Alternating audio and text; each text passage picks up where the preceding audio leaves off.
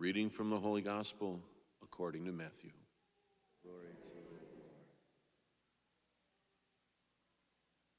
As Jesus passed by, he saw a man named Matthew sitting at the customs post. He said to him, "Follow me." And he got up and followed him. While he was at table in his house, many tax collectors and sinners came and sat with Jesus and his disciples.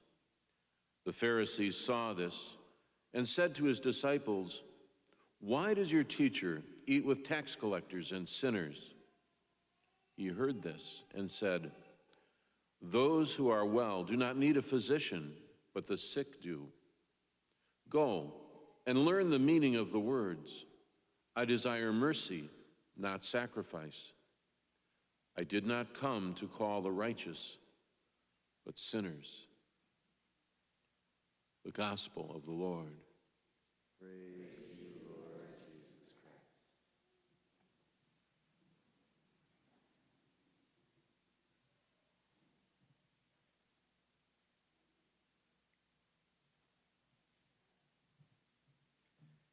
Sometimes it's hard to put things in perspective. I mean, this would have been such a shocking thing.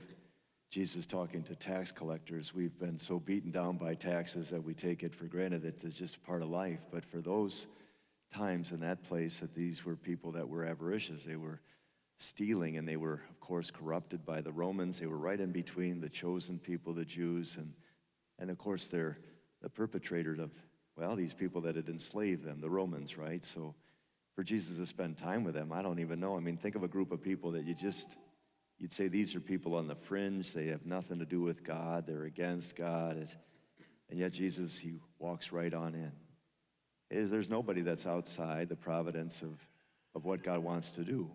And the people that he seems to have the greatest love for are the ones who are most sick. They might not even know it, but Jesus, he calls us in our brokenness to follow him. And that's just not a walking, but imitating him, trusting him, opening our heart and really giving our whole life to him.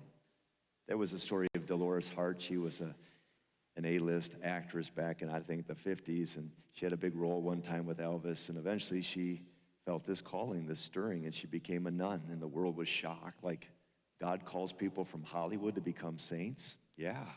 And from Wausau, shockingly, even places like Pittsville. I mean, God calls all of us to trust him.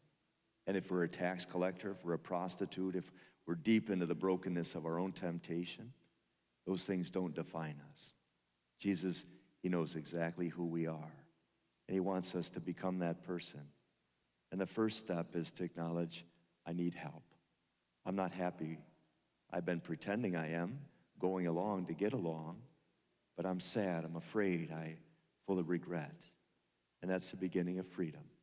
Jesus is a physician, a divine one, and he can correct a person, save a person in an instant. The good thief on the cross is proof of that. It's never too late to start again. And in the spiritual life, we have to start over and over and over again. It takes a lot of humility, a lot of trust, a lot of perseverance. The saints had that. If you've seen any of the chosen, Matthew is one of the 12 that really stands out.